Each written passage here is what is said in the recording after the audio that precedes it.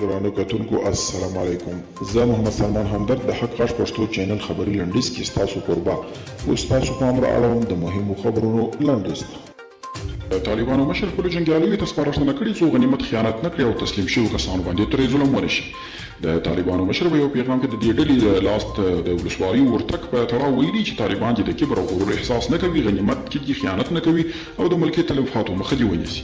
د کورنیو چارو وزارت ویان تاریخ هارون ویلي چې د کار او ټولنیزو چارو وزارت د بشري سرچینو رئیس، مالي رئیس او د استخدام امیر له خپلو صلاحیتونو څخه د ناسمې استفادې او غیر قانوني اجراءاتو په تور د کورنیو چارو وزارت د درنو جرمونو سره د مبارزې ریاست مسؤلینو له لوري نیول شوي دي.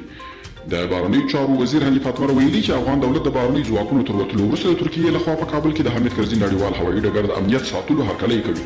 نوموړي له ټي آر ټي سره په تازه مرکه کې ویلي چې دا چاره د نړیوالو ډیپلوماټیکو حضور د دوام لپاره اړینه ده. او په پاکستان کې د مذهبي او سیاسي ګوند مشر مولانا فضل الرحمن ویلي چې د پاکستان دشمن په افغانستان کې دی. پاکستاني حکومت ته پکار ده چې د افغانستان په اړه پر خپلو پالیسیو بیا کتنه وکړي.